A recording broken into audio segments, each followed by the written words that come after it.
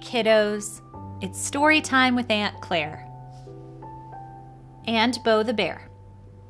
Today's story was chosen by some sweet, incredibly smart kiddos who have great taste in books.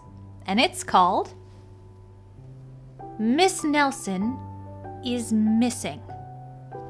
It's written by Harry Allard and illustrated by James Marshall.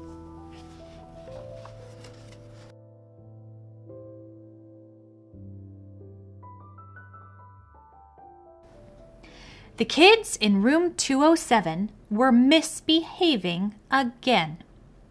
Spitballs stuck to the ceiling. Paper planes whizzed through the air. They were the worst behaved class in the whole school.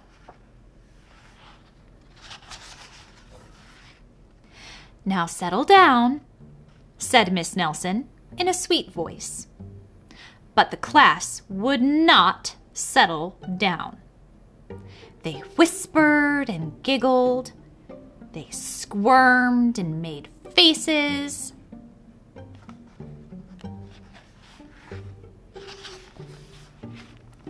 They were even rude during story hour.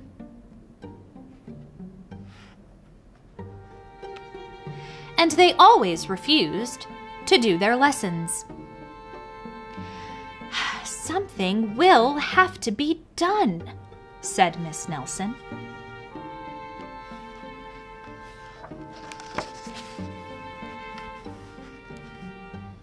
The next morning, Miss Nelson did not come to school.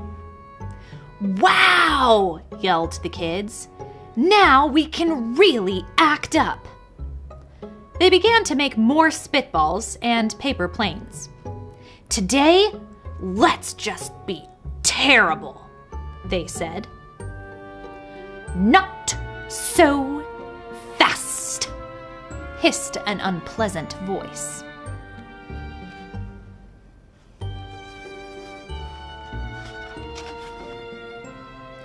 A woman in an ugly black dress stood before them. "I am your new teacher, Miss Viola Swamp." And she rapped the desk with her ruler. "Where is Miss Nelson?" asked the kids. "Never mind that," snapped Miss Swamp. "Open those arithmetic books." Miss Nelson's kids did as they were told. They could see that Miss Swamp was a real witch. She meant business. Right away, she put them to work. And she loaded them down with homework.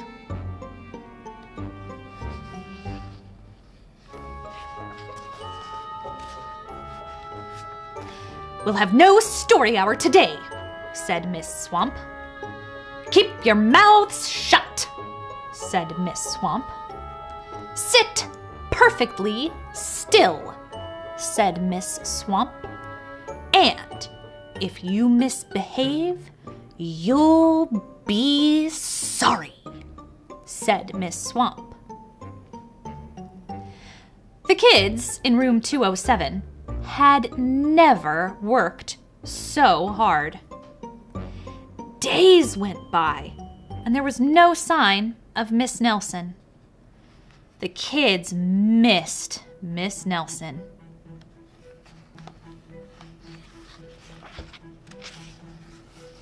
"Maybe we should try to find her," they said. Some of them went to the police.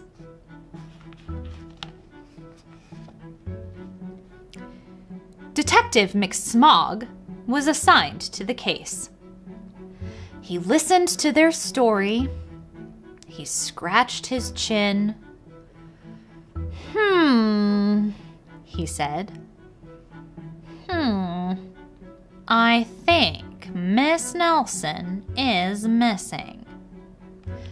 Detective McSmog would not be much help.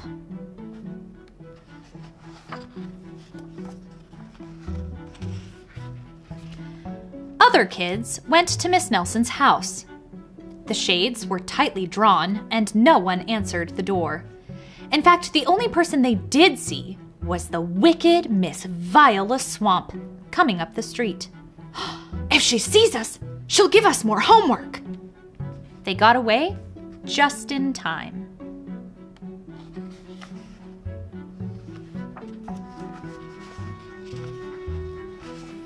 Maybe something terrible happened to Miss Nelson. "Maybe she was gobbled up by a shark," said one of the kids. But that didn't seem likely.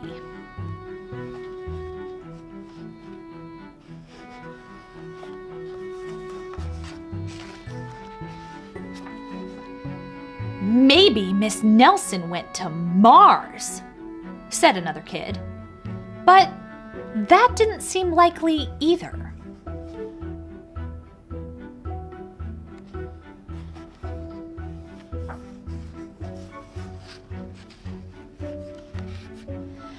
"I know," exclaimed one know-it-all.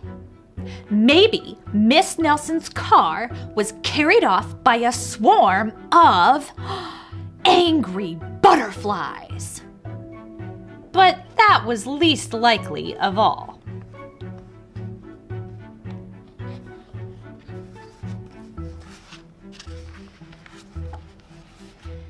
The kids in room 207 became very discouraged. It seemed that Miss Nelson was never coming back, and they would be stuck with Miss Viola Swamp forever.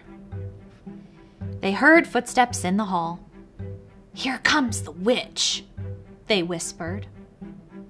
"Hello, children," someone said in a sweet voice.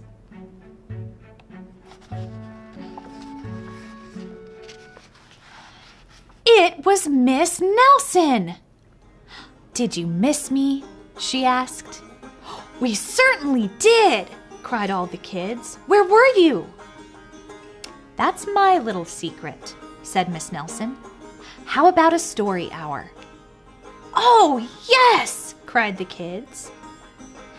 Miss Nelson noticed that during story hour, no one was rude or silly.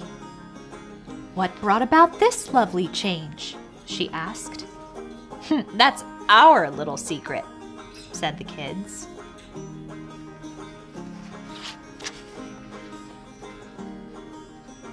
Back home, Miss Nelson took off her coat and hung it in the closet, right next to an ugly black dress.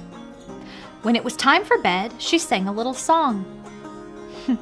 "I'll never tell," she said to herself with a smile.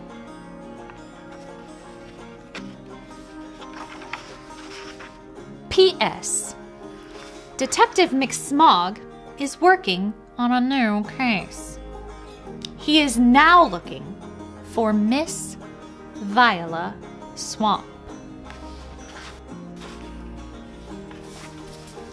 That's it for now, but it's not the last story that we're going to read together. Bo and I love each and every one of you, and we can't wait to see you back here next time.